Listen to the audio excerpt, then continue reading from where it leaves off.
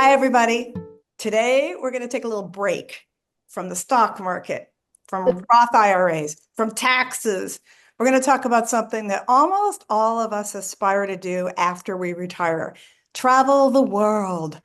But here's the twist: to travel the world by yourself and on a shoestring budget. So, our guest today is Barbara Talisman, self-described solo nomad.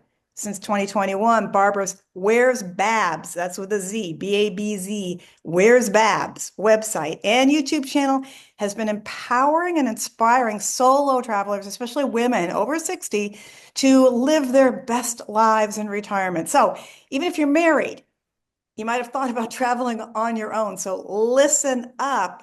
Welcome, Barbara. Oh, you guys, it's a pleasure being with you. Thank you so much for having me. And I've been a listener for a while, so I'm glad to be a part of the content. Thank you. Yeah, we're glad to have you. Okay, so for those of us who do love to travel, money is often, a big obstacle for actually pulling the trigger and doing it. So, Barbara Babs, you're going to share your secrets with our Friends Talk Money listeners, right? Yes, and you'd be surprised all those married women whose husbands won't travel are traveling on their own. I do believe it. I do believe it.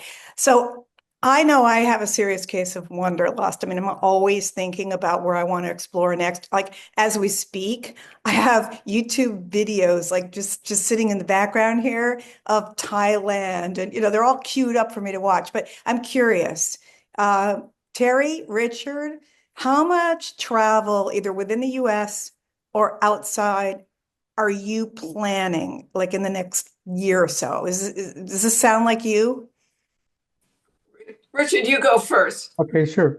Yeah, well, my wife and I like to take one big, great trip for a week every year to someplace we haven't been before. So the one coming up for us is going to be in early May.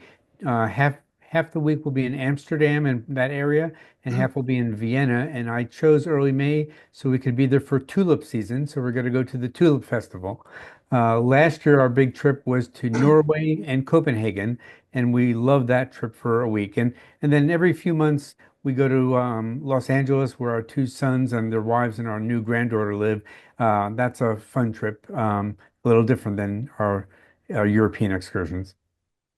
Nice, very nice. Tulip season around seasonality things is always a good one to Yeah. talk. Terry, I know, you have homes in warm climates, in the mountains. So I don't picture you being quite as wanderlust, although I know you just went to Paris.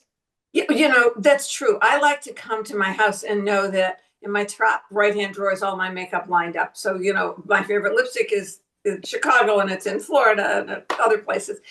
But I did. I took the whole family to Paris, my son and daughter-in-law and twin granddaughters who are 15 to Paris for a week.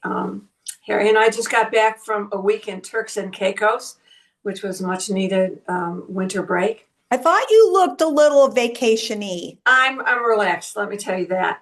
And I am going to tell you a little bit later about something that's coming up.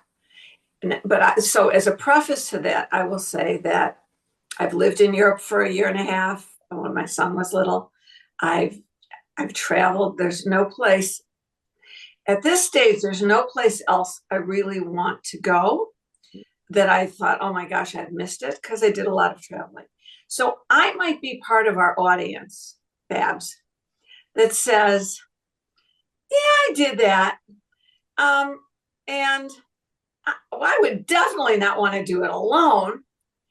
And yet a little later on, I'll tell you about a girlfriend of mine who's doing that to the nth degree. But I think in case you're out there listening to this podcast today and you're going, why should I keep listening to, because I'm never going to do this alone. I think you're going to get some interesting tips because I know what you're about to say. And I think you'll find it fascinating. And so if you're skeptical, I sort of am too, but let's move on because. All right. Barbara, money makes Mm. life and travel a lot more accessible and easier. But somehow you have managed to master the art and science of traveling with limited resources. And I'm not talking about, 20 somethings that are sharing a bunk bed in a hostel in Argentina. I'm talking about, our audience is a little beyond that. But Barbara, can you share how you've pulled off traveling pretty much full time just on moderate retirement funds and Social Security? I mean, what are some of your travel hacks? Well, I think the first one, Richard is going to Amsterdam in high season. I don't travel in high season, but I follow the sun. So in Chicago, Terry, I am over. I don't do winter anymore unless I choose it. So I am going following the sun. So I often go, Southern hemisphere, Northern hemisphere. But you do that on off season, and then it's a lot cheaper. Or last year I spent 4 months down in South America. The currency is very low. So going down there was not expensive, and getting down there was not expensive. So the first thing I look at is seasonality and currency. Lots of people love going to Europe. I think going to Europe is wonderful. And I was really fortunate to go to Europe a lot when I was working and when I was married, and we'd go to Paris probably every other month before the euro. Mm-hmm. I haven't seen Paris, I'll be honest with you, in the entire 4 years I've been traveling, because it isn't financially a good idea.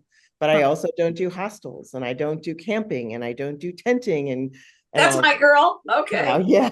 So how do you do it? Well, one of the big tips that I give people is this house and pet sitting. And I know also, Terry, that gives people heebie-jeebies, being in someone else's home and taking care of a pet. And how does that, impact your ability to travel, and be someplace?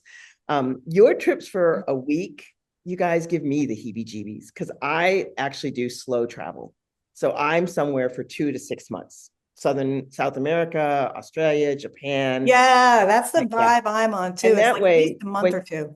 Right. So and for me to get on a plane to go that far for a month, even 8 hours or 6 hours to Paris makes no sense. So if I'm going to Paris, I'm going to stay for a while. So the key for the accommodation was getting rid of my rent, so I don't have any overhead. Literally, no overhead. Wait, stop. But where's all your stuff? I have 2 check-in bags. And, one of those plastic things that holds all your important papers. And I have a dear friend that holds stuff. Like if I'm going down to South America, I don't need my sweatshirt and my heavier, I have clothes because I went down to Antarctica and it was cold and I bought some stuff, right? So he holds all of that while I'm traveling. And I usually take 1 check bag with me, and all those important papers I have digitized, and then he keeps the hard copies for me. So I'm traveling, because I'm gone for 6 months. I am. So you don't have an apartment? You don't have all this stuff? I mean, what did you do with your sheets? What did you do with your favorite lamp for your? Oh, in 20, there wasn't. I don't believe in favorite anything. Those are all, for me, personally, those are all anchors that hold me in place. So what do I do? Are all of your bills on auto pay? I mean, I'm thinking when you're gone for more than a month. Everything is electronic. He gets my mail. I mean, I have to have an address for Social Security. I have to have an address to file taxes. I have to have an address to vote, because I still vote. Well, what is your address, Barbara? It's in Las Vegas. It's in Las Vegas. And I left Vegas to go to San Diego for a job that didn't work out. And that's when I started traveling. So when I decided to start traveling, I contacted my friend and said, look, this is what I'm going to do. He said, just leave your stuff here. I don't care. It's fine. And so it serves as an address, and he's wonderful. Like, if it says Social Security, he'll open it and send me a picture, in case it's something I need to react to right away. Richard was talking about a survey that he read that was interesting. Yeah, interesting. Kayak just did a survey about solo travel, and it said that 50% of Americans plan to travel alone this year. I was stunned it was that high. I knew a lot of people did. I didn't know that many people did it. Yep. No, it's huge, and it's come barreling through the travel industry, especially on cruise ships. You hear a lot of it, and a lot of folks are coming on cruise ships, but it costs more. So there are ways of getting around it by waiting to the last minute, because it's just like an airplane. They want to fill the cabins, right? And so the prices fluctuate. And if you can wait to a month before the cruise leaves and book it while you're on the cruise, you're going to get better deals even as a solo traveler. So I read a few years ago that cruises were lowering prices for solo travelers, but now they're raising them again. And it's a game.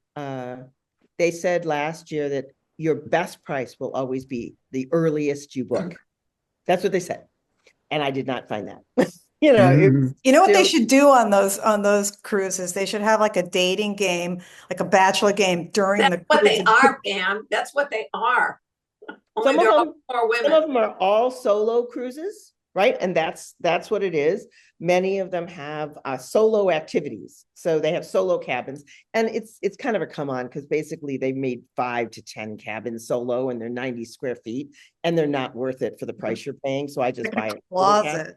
Yeah. Yeah, yeah, but then they'll have solo meetups and solo get-togethers and solo pub crawls on the ship. You know, so they do, the cruise lines realize they can't ignore Yeah. 100 solo travelers on Yeah. board. Well, Yeah, that's the cruising world. That's not like, and for me, that's not my, right. that's not my Yeah. jam, you Mhm. know? But Barbara, I hope you don't mind me sharing this. You told me, that over the course of having done this and become a nomad, and I'm not suggesting people are actually going to be able to do what you're doing, but it's super interesting and entertaining to hear, that you've actually purged, like Terry was saying, you purged all of your stuff 4 times. And the last one in 2021, when you quit your job, you sold everything, donated things, except only the necessities for travel. And then the first thing you did was you turned around and you booked 4 back-to-back cruises to Mexico and like literally sailed away from life. And so I could look for an apartment in Puerto Vallarta every Tuesday. And literally the real estate agent met me at the cruise ship. Uh-uh. We toured around Puerto Vallarta every Tuesday, looked for an apartment, and on like the 3rd week, I think we found one. And it wasn't going to be ready for another 2 or 3 months, because it was a complete rehab of an old building. They were putting in air conditioning, which was really important to me. And they were rehabbing it. It was a reasonable price. And so then I booked 4 more back-to-backs until the apartment was ready. Wait, but do you still have it? So do you have a place? No. So that was a rental. Oh. And that is one of my most viral videos on YouTube. I literally lived my first 7 months of retirement, which I didn't know it was that at the time, because I thought I just needed a break and I was going to come back, and it never stopped.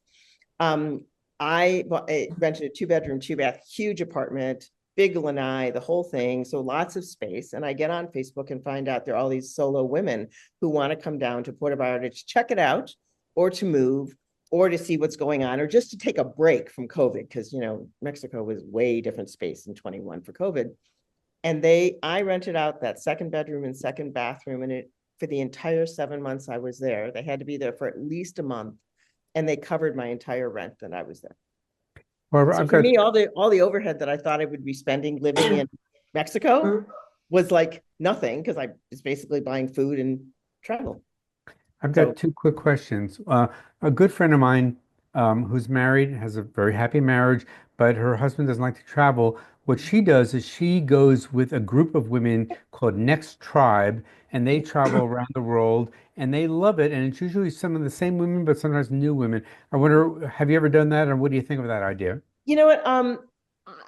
The whole solo women together thing, I prefer them in mixed genders. Hmm. For a number of reasons I'm just not going to go into here. But what Mhm. I do is, when I got down to Santiago and Buenos Aires and Ushuaia, I bought mini tours of a day trip or half a day trip, because I couldn't get there by myself. I didn't want to go by myself. So I tend to do like these short ones. In fact, to go out to Iguazu Falls, I signed up for a 3-day trip, and they picked me up at the the hotel, took me to the airport, got me there, toured me all the way through Iguazu Falls. And that was with like 3 other people or 4 other What people. was the cost for that, if you don't mind me asking? Richard, I'm going to let you get back to your second Yeah. question. 1,800 US for 3 days. How much? 1,800. But that included airfare to and from the in and out of Brazil and Argentina, and the tours around Iguazu Falls. And then they have a place like we do with the 4 corners meet, So it was great. And it was beautiful resorts. You were staying in really nice resorts to overnight while they picked you up the next day. Yeah. And you could have done 2 days, 3 days, 5 days, 6 days. So that's kind of how I do it, Richard. I prefer to get there by myself. Uh-huh. And I'm kind of a free spirit, so I'm kind of good figuring stuff out. And if Mm. there's something I really have to go see and I can't get there, then I go to Vieta and go, okay, what do you got going on? Hmm. You And find the it's expert locally. inexpensive. It's not expensive. Yeah. Yeah, yeah. My other question was, we've talked a bunch about solo women travel. We haven't talked at all about solo men travel. Wow. First of all, is that a thing? And is there any It's advice you have for men who are thinking it's about traveling totally a alone? thing. Really? Senior nomads. I know Facebook is probably Meta is out now or whatever, but for a certain generation, it really works. And so this has been really helpful to me. So there's a great group called Senior Nomads, and they are all people. I don't know what she defines it if it's Okay, 50. I'm seeing the Netflix series now. Yeah, Mhm. yeah. Oh, and these stories are just wonderful. So one of my friends, Craig, I think he's Australian, or no, I think he's British, but spent time in Australia. And he rents an RV. He lands someplace, gets an RV. He traveled all the way around Australia by himself in his RV. Wow. Mm. Yeah. And then his RV broke down I think in Italy somewhere. And they said, I'm sorry, we can't fix it. So we'll fly you to England, give you a new one. And then you Mm. go. And it happened to be around his mom's birthday. Oh, You know, wow. so they're Mhm. all, and so we learn from each other. We share stories from each other. I'm going here. What do you suggest? And they're married and solos. But I You bet got to have a little courage though to be able to do this. Terry, I know that you Did are, you see me? I know you're skeptical a little bit and want to know more about how you take this apart with step by What step. a million. First of all, a lot of people don't know this is an audio podcast, but we videotape it. So if you go to friendstalkmoney.org, you can watch us. And if you watched me, you saw it. I'm sure, Pam, that's what you're looking at this. Oh my God, expression creep over my. I'm going to ask you one question. This is a really serious question.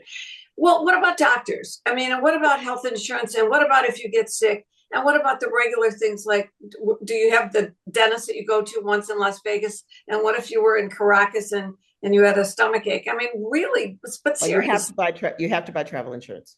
You absolutely, if you're investing in anything when you travel, you have to have multiple credit cards because something's going to get hacked or lost, and you have to have travel insurance. And you can buy, low, middle, or high. Are you talking about health insurance, or are you talking about travel what and I medical? can have to And go you can home? pick one or the other. If you're on Social Security, I didn't know said, that. "Oh, my Social Security covers $50,000." I said, "Yeah, that's a one-time try, and it's not going to get you home it won't fly you home."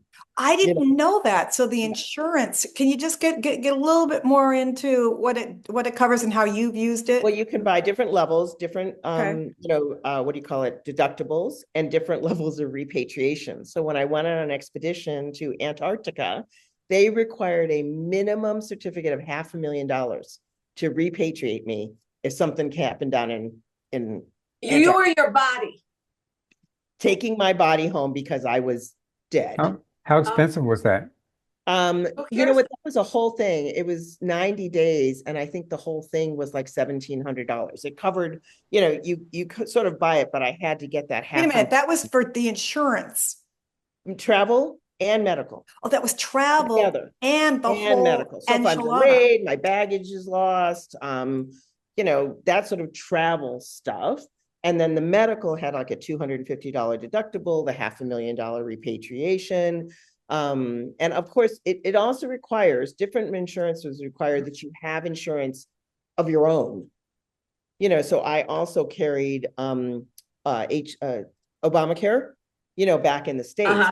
So I had it at a very low level I'm not sure. because I wasn't in the US to use it.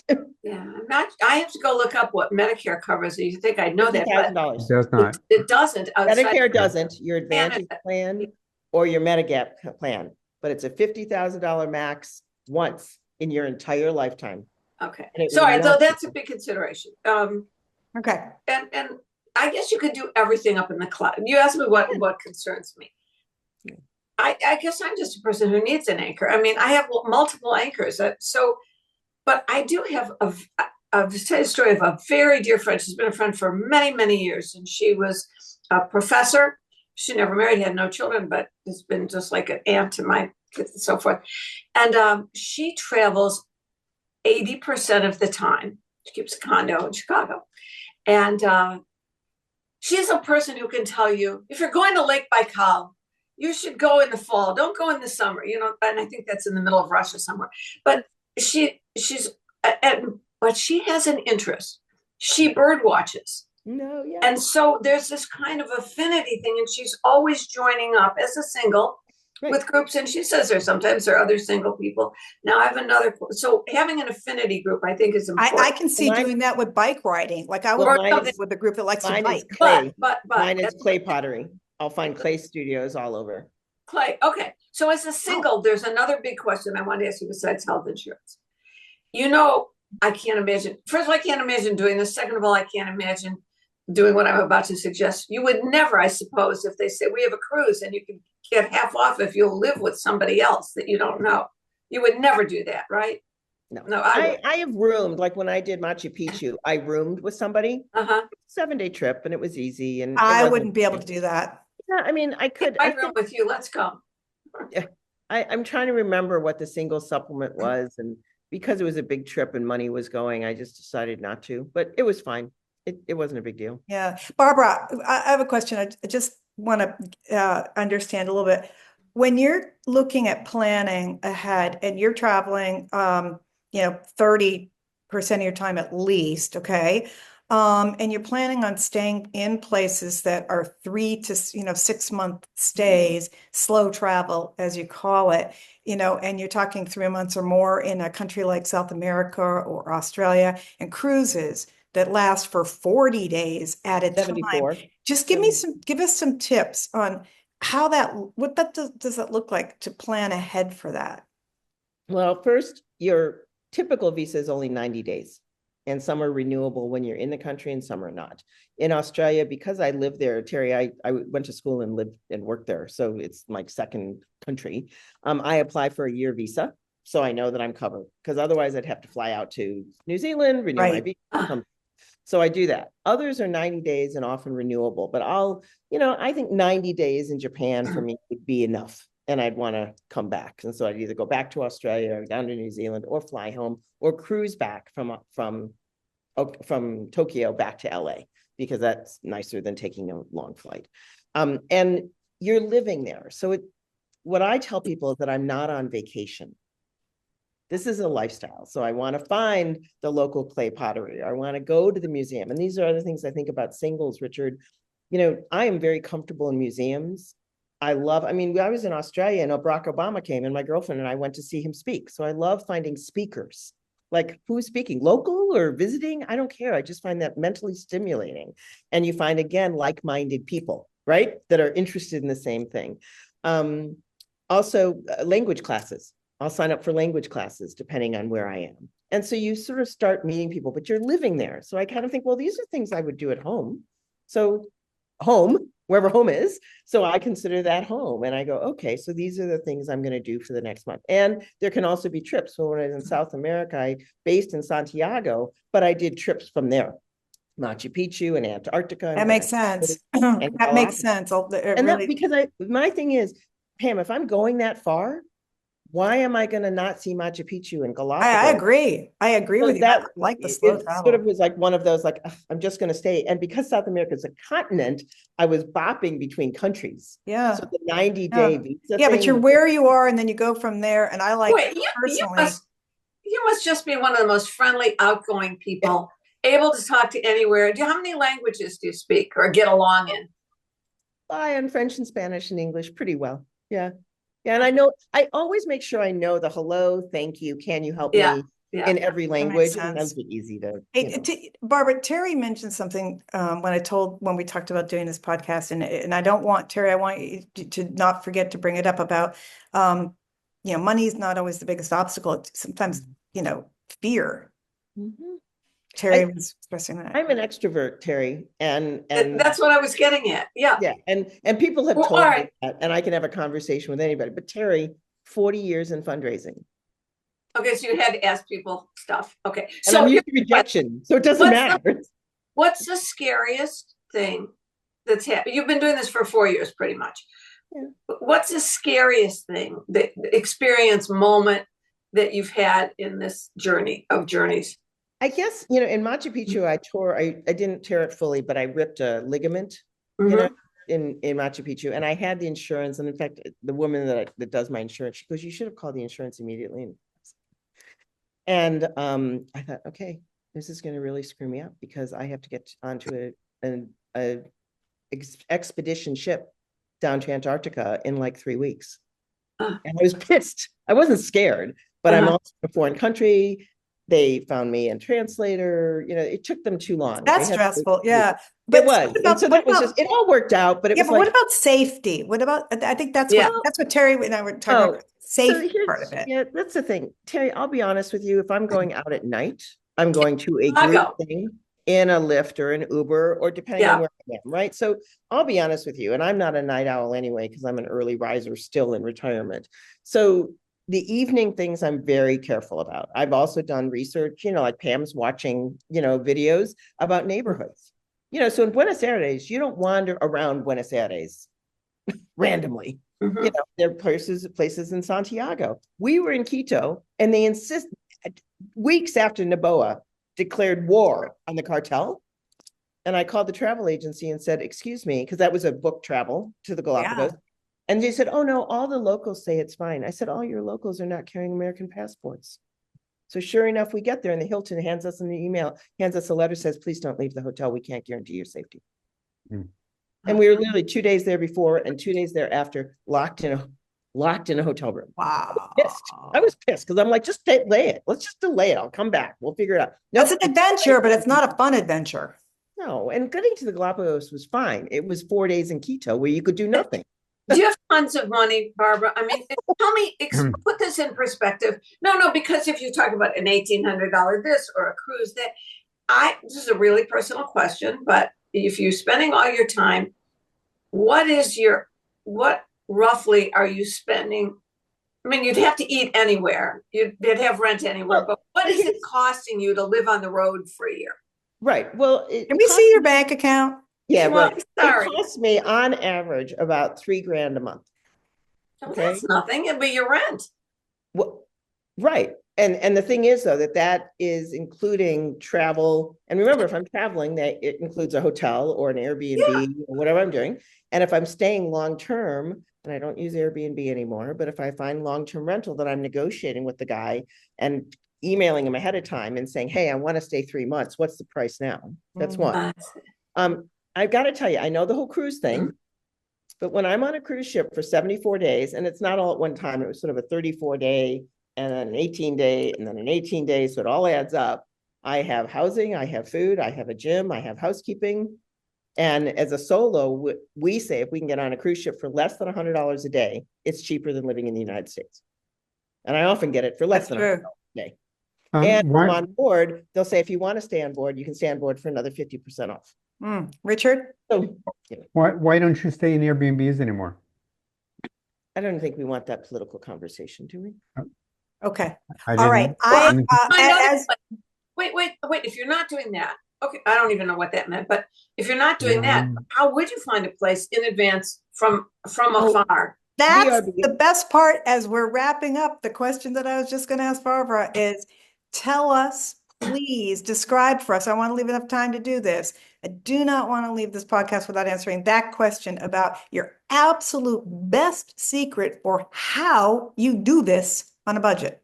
Okay, so I want to talk about house sitting and pet sitting for a minute. And I think that, again, people are like, there's somebody else's house and dog.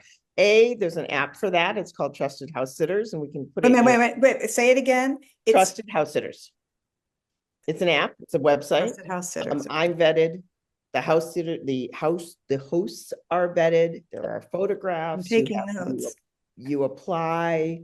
You interview, just like this on Zoom. They show you the house if you want, or the pet, and so you can almost guarantee yourself a good sit. And I only go for 30 days or more. So I'm not doing weekends. So people go, oh, a weekend. Oh, Terry, the secret is we have to start house sitting and pet sitting. And you can do it in Paris. You come to my house and I'll come to yours.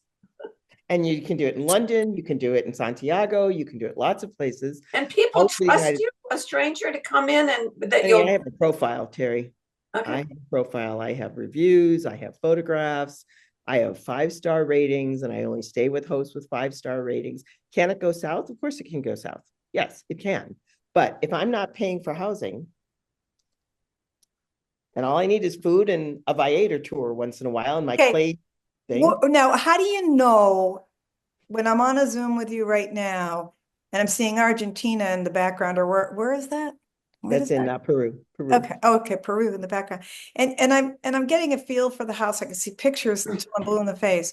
But the reality of like arriving at somebody else's house, are you ever disappointed and say, oh, this was not what the picture looked like? Yes, that has happened, but it's not bad. I mean, there were some that were bad. I'll admit that that happens. And either you engage with trusted house sitters with photographs and you send them photographs. They said, yeah, they have broken our code of conduct. I have a code of conduct that I must have a duty of care to their animal and to their house, and they have a duty of care to provide me with a clean space to live in. I mean, that's, it's an honor system, but some people are bad actors. And you can get out of a sit, and trusted house sitter helped you do that if it really goes bad, because you can't stay in a place like that. But Richard? the thing about it is, if you're staying someplace for a month, you're not paying for rent. So then those months, I'm really cheap, right? I'm not spending What's your birth sign? What sign are you? I'm old enough it's to in ask 2 you. days. I'll be 65. March 8th. Yeah. You're what? What sign are you? Pisces. You're a Pisces. I want to know who does this. Okay. The other thing is, just really quick before we finish, the origin story is, Mom took us across country when I was 13. My sister was 11, in a house, in a VW camper van, sold everything we had. And I didn't even realize this until I started doing this, that was like in my DNA. Yeah, that feels comfortable for you. And then I go off to Australia at 19 to do junior year abroad for 18 months. And my first international trip on an 18-hour flight. And okay, that's what it is. I guess that's how you do it. And then I started traveling for work solo all over the United States. And then I started speaking at conferences all over the world. And this is all solo. I mean, sometimes before I was married, sometimes it came when I was married. Yeah. And so it's so transition for me. Yeah. It's so inspiring. Richard's got one more question and then we'll wrap. I know you do a lot of this DIY, but for people in our audience who like the idea of solo travel, but would like to do it with a travel advisor, travel agent, first of all, are there advisors who specialize in that? And how do you go about finding somebody who can help you design the trip you want? Well, I would tell you, Richard, that I became a travel advisor. Yeah. But it started for me, because it was just, it gave me access to lots of information, and then friends and family. And then I met solo women. So I have a solo group on Facebook for 55 women up that want to travel. And we've done our own survey, and they're matching. And some of them wanted to travel with people. So we created this survey so they could find like-minded people to travel with. If that's awesome. It's awesome. Yeah. And I think the travel advisor has a lot of value, and not just because I am one, but there's knowledge that comes. That's awesome. It's real. Yeah, that helps so much. All right. I want to give you a revelation before we end this podcast, and we'll see what happens. Okay. So Barbara, I'm so anchored that my childhood rocking horse is still in the basement. Okay. I don't know what they'll do when I'm gone, but I'm not getting. Carrie, it's a 12-step program. I can't do it. I can't take the first step. However, having disclosed all this about myself, I don't know if you've ever heard about this, and I'm not doing it alone. We're doing this together in October. I will report back, and I'm not endorsing it. I have no idea, but I'm talking about this is my idea of a risk. You ever heard of Journey Travel, Journee Travel? So you give a friend told me about this. We were sitting outside. It was a lovely afternoon. And I said, what? You fill out a questionnaire. You're more interested in museums, or you're more interested in food? You interested in shopping? You want to hike? No, I don't want to hike. Beaches? Okay, that's fine. In Europe, basically, or thereabouts. What countries would you like to visit? But they create a travel, everything, your hotels, your transfers, your train to the next little town, whatever, tours, and everything. The price is phenomenal. This one is, I said, could I upgrade? So it became $3,300 a person. You have to go carry on. That's not the world's going to be the world's biggest challenge. My makeup requires its own bag, but, and you don't know where you're going. So we got 3 days later, we have created a trip for you, and you will leave from Chicago on October 8th. We're not taping that week, through the 15th. And it's in Europe, and a week before you'll get a packet, and then you go to the airport. So I shall report. What have you heard about Journey Travel? Journee. You're already booked, honey. So I think you just need to go and see how. I know, but have you heard anything? Oh, They yeah. had a lot of, I read Trust Advisor reviews and they got great reviews. I'd look at some of the videos on YouTube. I'm going. All right. Did I not go? We're gonna put a pin in it and find out where, instead of where's Babs, it's gonna be where's Terry. Where in the world? Exactly, where in the world? Okay, we're gonna plug your website so that people can follow Where's Babs, BABZ.com. And you can follow Barbara on her YouTube channel. I promise you we'll have all the things we mentioned, little tips in the show notes. I want to leave everyone with, may your passport be full and your adventures be endless. Yes. We'll see you next Yeah. time on Thank Friends you Talk guys Money. very much for having me. I really Thanks, appreciate Barbara. it. Have a Bye-bye. wonderful day. Safe travels. Friends Talk Money is funded in part by a grant from the Investor Protection Trust. The IPT is a nonprofit organization devoted to investor education. Since 1993, the IPT has worked with the states to provide the independent, objective investor education needed by all Americans to make informed investment decisions. Visit investorprotection.org. We also receive support from the North American Securities Administrators Association, known as NASA. It's the oldest international investor protection organization. NASA's members include state and provincial securities regulators from the U.S., Canada, and Mexico who serve on the front lines of investor protection. Recognizing that education and awareness are powerful tools in the fight against investment fraud, NASA is pleased to sponsor Friends Talk Money. Here are 3 important tips to help you protect your money from fraud. With investing, there are always risks, so be cautious of anybody telling you that a certain investment is guaranteed. You should also proceed with caution if somebody is promising very large investment returns. This is a common red flag for investment fraud. Last and most importantly, be sure you're working with a licensed or registered financial professional. You can check your advisor and make sure they're licensed by visiting brokercheck.finra.org. NASA is your partner in keeping you safe and helping you avoid investment frauds. Visit nasa.org and click on the Investor Education tab to learn more.